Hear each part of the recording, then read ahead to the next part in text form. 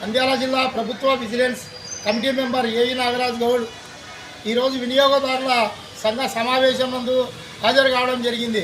ముఖ్యంగా ఈరోజు పాత్రికేయులకు తెలియజేసి విజయమేమనగా Dhone revenue divisional officer Narasimhulu గారికి ఈరోజు శుక్రవారం రోజు 10:30కు వినతిపత్రం ఇవ్వడం జరిగింది.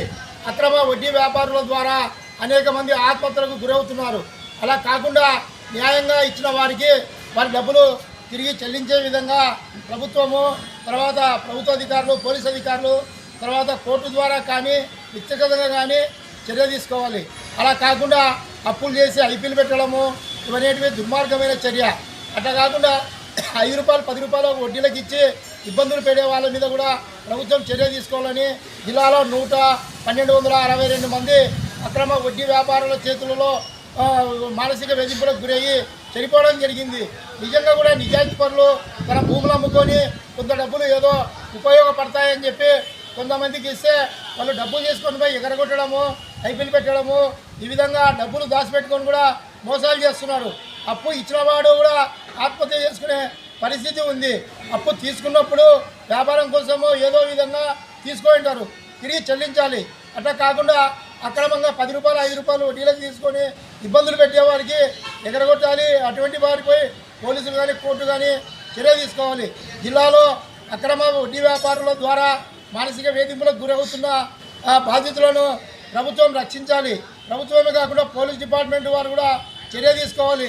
వాళ్ళకు భరోసా ఇవ్వాలి, చైతన్యం చేయాలి. నిజంగా పేదవాడు తనకు ఏదో ఆర్థిక ఇబ్బందుల వల్ల తాను కొంత డబ్బు ఇచ్చుకుంటే వస్తుందనే వారికి నిజంగా కూడా డబ్బులు ఇవ్వాలి. చాలామంది వ్యాపారులు కూడా డబ్బులు తీసుకొని లక్షల కోట్లు తీసుకొని అక్కడ మన నష్టమైంది, అదేంది ఇదేంది అని చెప్పి ఐపీలు పెట్టి మోసం చేస్తున్నారు. నిజంగా వాళ్ళు నష్టపోయినారా లేదా అని చెప్పి ప్రభుత్వము, కోర్టులు కూడా గుర్తించాలి. ఈ సందర్భంగా ఆర్డీఓ గారు తెలియజేసే విషయము, ఎవరైనా అక్రమంగా వేధింపులకు గురవుతున్నా వాళ్ళు వచ్చి నేరుగా పోలీస్ డిపార్ట్మెంట్ని కానీ కోర్టును కానీ తమరిని కానీ గుర్తించాలని, న్యాయంగా అన్యాయమైన వాళ్ళు వచ్చి తమని సంప్రదిస్తే కూడా వారికి ఏదైనా సలహాలు సూచనలు కూడా అందిస్తామని చెప్పి ఈ సందర్భంగా ఆర్డీఓ నరసింహులు గారు తెలియజేయడం జరిగింది.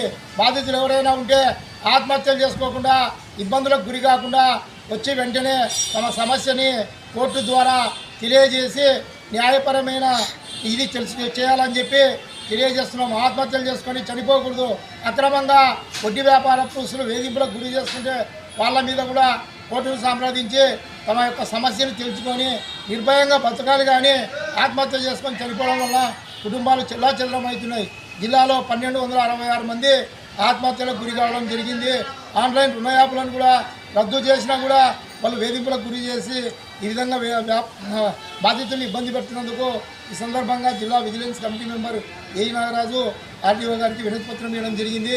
ఈ కార్యక్రమానికి ముఖ్య అతిథులుగా రాముడు గారు, బాలస్వామి గారు కూడా హాజరయ్యి వారు కూడా ఈ రుణ వ్యాపారస్తులపై చర్య తీసుకోవాలని చెప్పి తెలియజేసినందుకు వాళ్ళకు కూడా ఈ సందర్భంగా ధన్యవాదాలు తెలియజేస్తున్నాం. ఈ కార్యక్రమానికి నాగేంద్ర గారు, మల్లెంపల్లి నాగేంద్ర గారు కూడా సంఘీభావం తెలుపుతూ మా యొక్క కార్యక్రమాన్ని వీడియో ద్వారా ఆయన తీసినందుకు ఆయనకు కూడా మా వినియోగదారుల సంఘము, జిల్లా విజిలెన్స్ కమిటీ సంఘం తరఫున ప్రత్యేక ధన్యవాదాలు తెలియజేస్తున్నాం.